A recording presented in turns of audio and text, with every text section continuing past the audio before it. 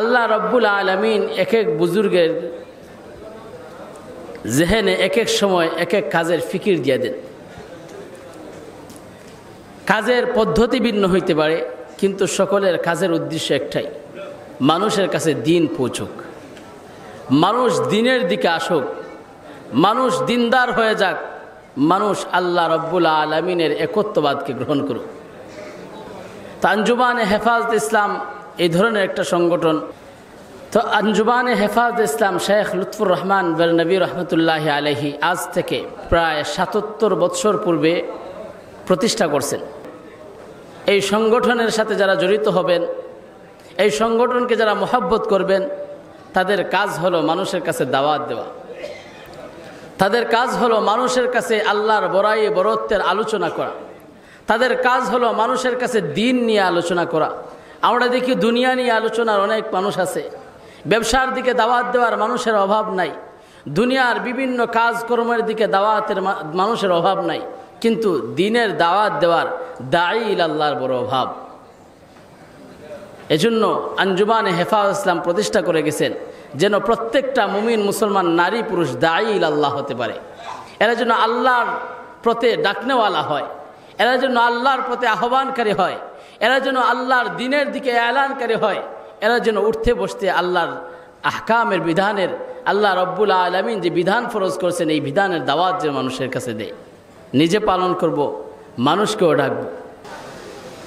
আল্লাহ পাক রব্বুল আলামিন দুনিয়াতে পয়গম্বর পাঠাইছেন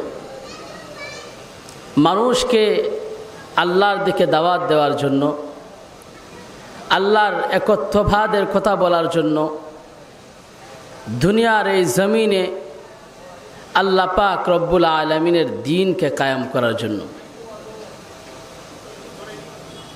পয়গম্বরদের মাধ্যমে আল্লাহ মানুষের কানে কানে দাওয়াত পৌঁছায়া দিছেন, আল্লাহর একত্ববাদের আওয়াজ উঠাইছেন, যেই আওয়াজটা সবাই মানিয়ে নিতে পারে নাই। যারা আল্লাহর সাথে অংশীদার সাব্যস্ত করে, যারা মুশরিক, যারা শিরিকের গুনাহে লিপ্ত, এরা আল্লাহর একত্ববাদ মানতে পারে না, তারা আল্লাহর তাওহীদকে স্বীকার করতে চায় না। যারা বিভিন্ন পাপাচার অশ্লীলতার সাথে জড়িত, এরা সেই অশ্লীল কাজ থেকে বের হতে পারে না, পয়গম্বরের দাওয়াত মানে না। পয়গম্বর আলাইহিমুসসালাম, আল্লাহ পাক রব্বুল আলামিন যত পয়গম্বর এই দুনিয়ার জমিনে নির্বাচিত করছেন, প্রত্যেক পয়গম্বরই উম্মতের কাছে দাওয়াত দিছেন। কারণ আল্লাহ বুঝায় দিছেন পয়গম্বরের দায়িত্ব হলো দাওয়াত দেওয়া, পয়গম্বরের দায়িত্ব হলো উম্মতের কানের ভিতরে আল্লাহর একত্ববাদের আওয়াজকে পৌঁছায় দেওয়া। পয়গম্বররা উম্মতের কাছে আল্লাহর একত্ববাদের দাওয়াত দিছেন, আওয়াজ উঠাইছেন যে দুনিয়ার এই জমিনে আল্লাহ পাক রব্বুল আলামিনের একত্ববাদ কায়েম করতে হবে, কোনো ধরনের শিরিক থাকবে না। শিরিক আল্লাহ পছন্দ করেন না, কুফর আল্লাহ পছন্দ করেন না। আল্লাহ পাক রব্বুল আলামিনের জাতের সাথে, আল্লাহর সিফাতের সাথে, আল্লাহ পাক রব্বুল আলামিনের ইবাদতের সাথে কেউ অংশীদার সাব্যস্ত করলে আল্লাহ রব্বুল আলামিন এই অংশীদার সাব্যস্তকারীকে আল্লাহ রব্বুল আলামিন খুব সহজেই ক্ষমা করেন না। এজন্য দুনিয়ার ভিতরে যত ধরনের পাপ অশ্লীলতা আছে, সবচেয়ে মারাত্মক, ঘৃণিত এবং আল্লাহর কাছে, আল্লাহ রব্বুল আলামিনের কাছে শিরিক হলো সবচেয়ে বড় গুনাহ। তা আমাদেরকে আল্লাহ হেফাজত করুন শিরিক থেকে, সবাই বলুন আমিন। আল্লাহ রব্বুল আলামিন সকল নাফরমানি থেকে আমাদেরকে হেফাজত করুন। আল্লাহর নবী, আখেরি নবী, তাজদারে মদিনা, সরকারে দু আলম সাল্লাল্লাহু আলাইহি ওয়াসাল্লাম, আমাদের নবীর বাবার নাম কি সবাই জানেন না? সবাই জুড়ে বলেন আব্দুল্লাহ। আল্লাহর কাছে পছন্দনীয় নামের একটা নাম আব্দুল্লাহ। নিজের সন্তানের একটা নাম রাখবেন আব্দুল্লাহ। তো আব্দুল্লাহ আল্লাহর কাছে বড় পছন্দনীয় নাম। এই পৃথিবীর বুকে যত সৌভাগ্যবান মানুষ, তাদের একজনকে আল্লাহর নবীর বাবা যার ঔরসে কে জন্মগ্রহণ করছেন? সুবহানাল্লাহ। তো আল্লাহর নবী রহমতুল্লিল আলামিন সাল্লাল্লাহু আলাইহি ওয়াসাল্লামের জন্মের পূর্বে হযরত আব্দুল্লাহ আল্লাহর নবীর বাবা উনার বিবাহের আগরে সফরে বাইর হয়েছেন। সফরে বাইর হয়ে একজন মহিলার সাথে সাক্ষাৎ হয়েছে। সাক্ষাৎ হয়েছে কার সাথে? একজন মহিলার সাথে সাক্ষাৎ হয়েছে। তো ওই মহিলা হযরত আব্দুল্লাহর কাছে প্রস্তাব করছে যে, আব্দুল্লাহ, আমি তোমাকে চাই কিছু সময়ের জন্য, তুমি কি আমার কাছে আসবে? কি প্রস্তাব দিছে আব্দুল্লাহ? হযরত আব্দুল্লাহর কাছে ওই মহিলা প্রস্তাব দিছে। তো হযরত আব্দুল্লাহ কি সাধারণ মানুষ ছিলেন? জুড়ে কথা বলুন, সাধারণ মানুষ ছিলেন? যেমন তেমন লোক ছিলেন? যেমন তেমন লোক ছিলেন না। নিজের আখলাকের হেফাজতের চিন্তা ছিল, নিজের ইমানের হেফাজতের চিন্তা ছিল। আল্লাহ তো ফিকির দিয়ে দিয়েছেন, কারণ আল্লাহ তো চান একজন পবিত্র মানুষের ঔরসে কি হবে? নবীর জন্ম হবে। একজন পবিত্র মানুষের ঔরসে নবীর জন্ম হবে। আব্দুল্লাহ, হযরত আব্দুল্লাহর কাছে যখন ওই মহিলা প্রস্তাব দিল, তখন হযরত আব্দুল্লাহ বললেন, আম্মাল হারামু ফাল মামাতু দুনাহু, আম্মাল হারামু ফাল মামাতু দুনাহু, ওয়াল হিল্লু লা হাল্লা ফাস্তাবিনাহু, فكيف بالأمر الذي تبغينه يحمي الكريم عرضه ودينه। কয়জন যুবক আছে যে কোনো মহিলা যদি তাকে প্রস্তাব দেয় কোনো খারাপ কাজের, নিজেকে হেফাজত করে আসতে পারবে? কয়জন যুবক এরকম আছে নির্জনে যদি কোনো মহিলা, কোনো সুন্দরী রূপসী মহিলা যুবতী যদি তাকে আহ্বান করে, তাহলে এই সমাজে কয়জন মানুষ আছে যে সে এখান থেকে ফিরে আসতে পারবে? সংখ্যা অনেক কম, সংখ্যা অনেক কম। আল্লাহর খাস রহমত ছাড়া এই পরিস্থিতি থেকে বের হয়ে আসা অনেক কঠিন। হযরত আব্দুল্লাহ কি জবাব দিলেন? আম্মাল হারামু ফাল মামাতু দুনাহু ওয়াল হিল্লু লা হাল্লা ফাস্তাবিনাহু। হযরত আব্দুল্লাহ বলেন, তুমি যেই প্রস্তাব আমার কাছে রাখছো, ওই প্রস্তাবে রাজি হওয়ার চেয়ে আমার মরণ হওয়া অনেক বেশি ভালো। আল্লাহু আকবার। তো হযরত আব্দুল্লাহ চলে গেলেন। চলে যাওয়ার পরে ওখানে হযরত আব্দুল্লাহ বিবাহ করলেন। বিবাহ থেকে আসার পথে আবার ওই মহিলার সাথে কি হয়েছে?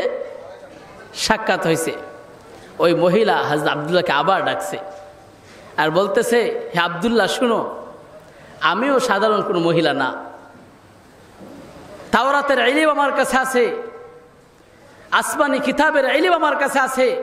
ওই ইলমের বদৌলতে আমি তোমার কপালে এমন কিছু আলামত দেখছিলাম, যেই আলামত দেখে আমি বুঝতে পারছিলাম তোমার ঔরসে সর্বশ্রেষ্ঠ মানব, সর্বশ্রেষ্ঠ নবী, সর্বশেষ নবী রাহমাতুল্লিল আলামিনের জন্ম হবে। সেই মহা সৌভাগ্য অর্জনের জন্য আমি তোমাকে ডাকছিলাম। সুবহানাল্লাহ। আল্লাহ রাব্বুল আলামিন আমাদের উপর রাজি খুশি থাকেন, এটা যদি আমরা চাই, তাহলে আমাদের জন্য ঈমানের পথ বেছে নিতে হবে এবং আমাদেরকে এই কথা 100% বিশ্বাস করতে হবে যে ঈমানের প্রতি আমাদের শান্তি, ঈমানের প্রতি আমাদের সফলতা, ঈমানের প্রতি আমাদের মুক্তি, ঈমানের প্রতি আমাদের ইজ্জতের গ্যারান্টি। এই কথা 100% বিশ্বাস করতে হবে।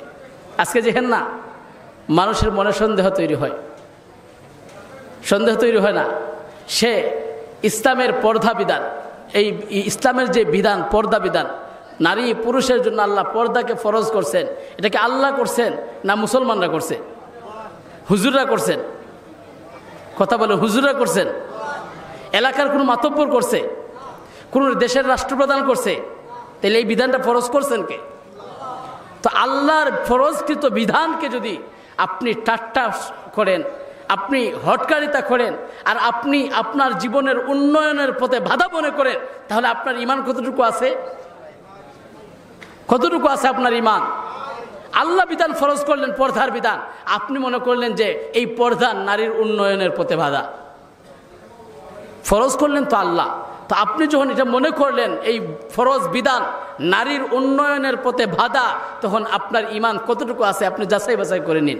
কারণ ইসলামের একটা ফরজ বিধানকে ঠাট্টা করলে, উন্নতির পথে বাধা মনে করলে, ফরজ বিধান তো আল্লাহ দিলেন, সেটাকে তুমি বাধা মনে করলাই, এই বাধা মনে করার কারণে আর ঈমান তাকে একটা হলে আপনি পালন করেন না, কিন্তু এই বিধানের প্রতি আপনার মহব্বত আছে, আপনি পালন করতে পারেন না, এই জন্য আপনি অনুতপ্ত হন যে আল্লাহ আমি মানতে পারি না, নফসের দুঃখায় পড়ে, শয়তানের দুঃখায় পড়ে মানতে পারি না, এটা এক বিষয়। আর আরেকটা হইলে আপনি এটাকে নিয়ে ঠাট্টা বিদ্রুপ করেন, আপনি তো মানেনই না, বরঞ্চ আপনি কী করেন, এটাকে নিয়ে বিদ্রুপ করেন, সেটাকে উন্নতির পথে বাধা মনে করেন। তাইলে এই বাধা মনে করার কারণে ঠাট্টা বিদ্রুপ করলে আল্লাহর ফরজ বিধান নিয়ে তখন কোনো মুসলমান আর মুসলমান থাকে না। এজন্য আল্লাহর বিধানকে মহব্বত করতে হবে এবং একথার ইয়াকিন রাখতে হবে যে আল্লাহ যেই বিধান মানুষের দিয়েছেন, এই বিধান মানুষের জন্য, সমাজের জন্য, রাষ্ট্রের জন্য, বিশ্বের জন্য, মানব সমাজকে টিকিয়ে রাখার জন্য এই বিধানের প্রয়োজন আছে। আল্লাহ এমন কোনো বিধান মানুষের জন্য চাপায় দেন নাই যেই বিধানটা মানুষের ক্ষতির কারণ হয়, যেই বিধানের কারণ মানুষ ধ্বংস হয়। কিন্তু মানব রচিত হাজারো শত বহু এরকম বিধান আছে যেটা মানব সমাজের জন্য হুমকি স্বরূপ, যেটা মানব সমাজের ধ্বংসের কারণ, যেটা মানব সমাজের উন্নয়নের পথে বাধা, যেটা সমাজের উন্নয়নের পথে বাধা, যেটা সমাজে বিশৃঙ্খলার জন্য দায়ী, যেটা পারিবারিক শান্তি শৃঙ্খলা মমতা মহব্বত দূর করার জন্য দায়ী। এরকম হাজারো মানব রচিত বিধান আছে, কিন্তু আল্লাহ রব্বুল আলমিনের ফরজ বিধানের ভিতরে এমন কোনো বিধান নাই, শরীয়তের রীতিনীতির ভিতরে এমন কোনো রীতিনীতি নাই যেটা মানুষের জন্য পালন করা দুষ্কর, অথবা মানুষের জন্য, সমাজের জন্য, রাষ্ট্রের জন্য ক্ষতিকর, রাষ্ট্রের উন্নয়নের পথে বাধা। এজন্য আমাদেরকে ইয়াকিন রাখতে হবে, বিশ্বাস রাখতে হবে নবী মুহাম্মদুর রাসূলুল্লাহ সাল্লাল্লাহু আলাইহি ওয়াসাল্লামের আদর্শের উপর আমাদের শান্তি, আমাদের নিরাপত্তা, আমাদের সফলতা, আমাদের শৃঙ্খলা, আমাদের সব কিছু নবীর আদর্শের উপরে আমরা যদি 100% পালন করতে পারি, আমাদের সমাজ রাষ্ট্র সুন্দর হয়ে যাবে।